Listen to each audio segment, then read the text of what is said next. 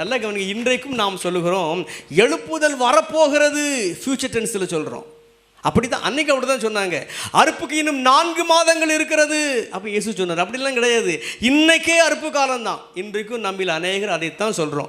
அநேக ஊழியர்களாகிய நாம் அதைத்தான் சொல்கிறோம், அநேக விசுவாசிகளாகிய நாம் அதைத்தான் சொல்கிறோம். அது தவறு. எழுப்புதல் வரப்போகிறது, நாம் ஜெபம் பண்ணுவோம். எழுப்புதல் வரப்போகிறது, நாம் ஜெபம் பண்ணுவோம். அப்படி தான் அன்னைக்கு சொன்னாங்க. அறுப்புக்கு 4 மாதங்கள் ஆகிறது. ஆனால் இயேசு சொல்கிறார் அப்படிலாம் கிடையாது, இன்னைக்கே அறுப்பு காலம்தான். இந்த பெண்ணோடு நான் பேசினது போல ஒவ்வொரு பெண்கள், ஒவ்வொரு மனிதர்கள், ஒவ்வொரு சிறுவர்கள், ஒவ்வொரு வாலிபர்கள் நாள்தோறும் எவ்வளவு நபர்களோடு பேசக்கூடிய வாய்ப்புகள் உங்களுக்கு கிடைக்கிறது. அந்த வாய்ப்பை நீங்கள் ஏன் பயன்படுத்தக்கூடாது?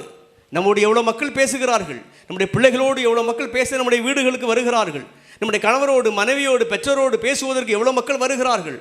ஒவ்வொரு நாளும் அக்கம் பக்கத்து வீடுகளிலிருந்து ஏதோ சில காரியங்களை கேட்க அல்லது பேச நம்ம இடத்திற்கு வருகிறார்களே, அல்லது நாம் சிலரோடு பேச சில இடங்களுக்கு நாம் செல்கிறோமே. ஏதேதோ பேசுகிற நாம் ஏன் ரட்சிப்பை குறித்து பேசக்கூடாது? ஏன் இயேசுவை குறித்து பேசக்கூடாது? ஏன் அவருடைய வருகை குறித்து பேசக்கூடாது? ஏன் நியாய தீர்ப்பை குறித்து பேசக்கூடாது?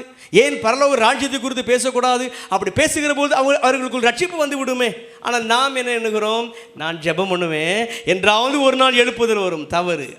அறுப்பு காலம் வருவதற்கு 4 மாதங்கள் ஆகும் என்று சொல்வது தவறு. இன்றைக்கே ரட்சணிய காலம்.